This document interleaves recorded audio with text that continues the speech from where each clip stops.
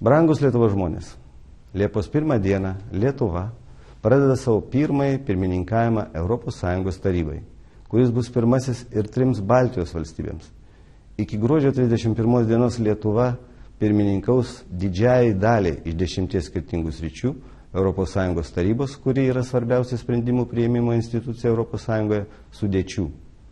Kokiu tikslu mes sieksime, pirmininkaudami ES tarybai? Lietuva išsikėlė 3 svarbiausius tikslus. Sieksime, kad Europa būtų patikima, auganti ir atvira. Daugiausiai darbuosimėse 4 sektoriuose. Lietuvai pats svarbiausias yra rytų partnerystė politika.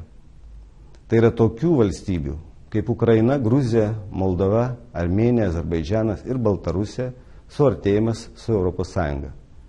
Lietuva labai serga už šias valstybės ir jiems padeda, kad jos būtų demokratinis, gerbtų žmogaus teises ir taptų Europos valstybių šeimos dalimi. Nuoširdžiai tikimės, kad per Lietuvos pirmininkavimą lapkritį Ukraina pasirašys asociacijos sutartį su ES ir taip pat žengs reikšmingą žingsnį integracijos į demokratinę Europą link. Kitas ypač svarbus sektorius – tai energetinis saugumas. Siekiant, kad ES susikurtų vidaus energijos rinka, išnyktų energetinės salos ir kad žmonės galėtų džiaugtis kuo pigesnė elektra ar dujomis. Taip pat sieksime toliau įgyvendinti Baltijos jūros regiono strategiją, kuri jungia 8 ES valstybės – Švediją, Daniją, Estiją, Suomiją, Vokietiją, Latviją, Lietuvą ir Lenkiją.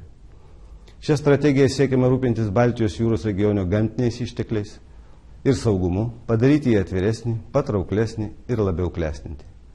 Galiausiai sieksime geresnės ES išorės sienų apsaugos, stiprinant kovą su kontrabanda ir sukčiavimu.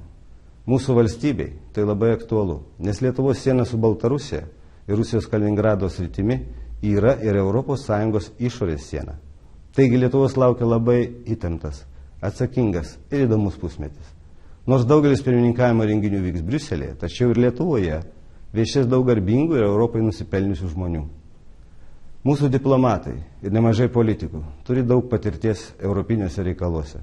Todėl Lietuvos pirmininkavimas ES tarybai turėtų praeiti sklandžiai. Mėly Lietuvos žmonės, kitais metais švęsime Lietuvos narystės ES 10-metį. Galime išdidžiai pasakyti, kad per šį laikotarpį pasiekėme tikrai daug. Lietuva tapo atviresnė ir dinamiškesnė, jo žmonės tikri europiečiai, daug keliaujantis ir pažįstantis Europą. Sveikinu su šiais pasiekimais ir Lietuvos pirmininkavimu ES tarybai.